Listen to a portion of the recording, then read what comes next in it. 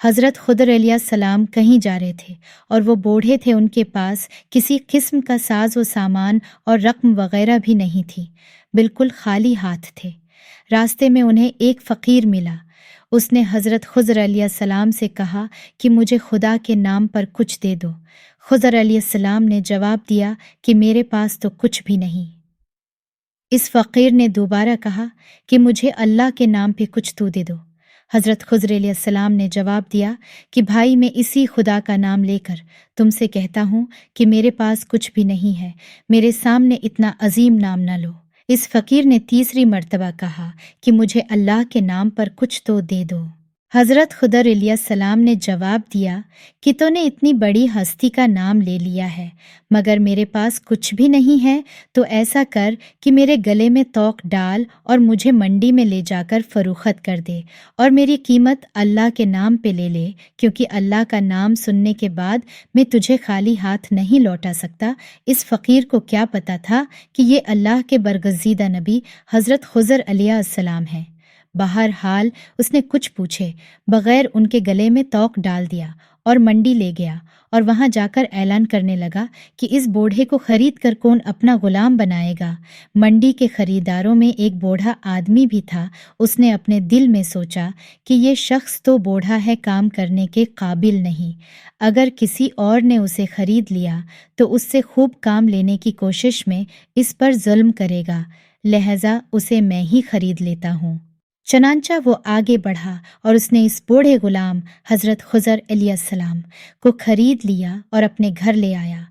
حضرت خضر علیہ السلام نے اپنے آقا سے پوچھا کہ جناب کوئی کام بتائیں تاکہ میں اسے کر دوں۔ اس نے کہا کہ آرام کرو، کوئی کام نہیں ہے۔ بہت اصرار پر اس نے کہا کہ اس کونے میں جو پتھر پڑے ہیں انہیں اٹھا کر حویلی کے دوسرے کونے میں ڈال دو۔ آقا نے سمجھا کہ غلام بوڑھا ہے، ایک دو پتھر اٹھانے کے بعد تھک جائے گا اور آرام کرے گا، اور یوں کئی دن اس کام میں لگ جائیں گے۔ کچھ دیر بعد وہ آقا واپس آیا تو سارے پتھر حویلی کے دوسرے کونے میں پڑے تھے۔ وہ حیران رہ گیا کہ یہ کیا ہوا کہ اس بوڑھے نے کئی دنوں کے کام کو اکیلے چند گھنٹوں میں کر لیا ہے۔ اس نے حیران ہو کر پوچھا کہ تم کیا چیز ہو اور کون ہو؟ انہوں نے جواب دیا کہ جناب میں آپ کا غلام ہوں۔ کافی دنوں کے بعد اس بوڑھے آقا نے کہا کہ یہ دیوار بہت پرانی اور بوسیدہ ہو چکی ہے، اس کو گرا کر نئی دیوار بنا دو۔ یہ کہہ کر وہ آقا ایک کونے میں چھپ کر بیٹھ گیا تھا کہ دیکھ سکے کہ یہ بوڑھا کیسے کام کرتا ہے۔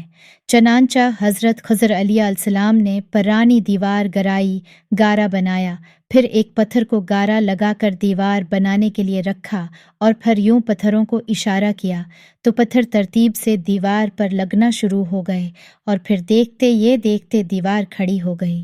بوڑھا مالک دوڑ کر آیا اور ان سے پوچھا کہ آپ کون ہیں؟ انہوں نے جواب دیا کہ میں آپ کا غلام ہوں۔ اس بوڑھے آقا نے کہا کہ خدا کے لیے مجھے بتائیں کہ آپ کون ہیں؟ حضرت خضر علیہ السلام نے جواب دیا کہ میں آپ کو بالکل بھی نہ بتاتا، مگر آپ نے خدا کا نام لے لیا ہے، اس لیے اس عظیم ہستی کے نام کی وجہ سے بتا دیتا ہوں کہ میں خضر ہوں۔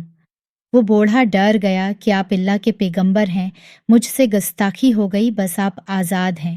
حضرت خضر اللہ پاک کے پیغمبر ہیں اور آپ آج بھی زندہ ہیں۔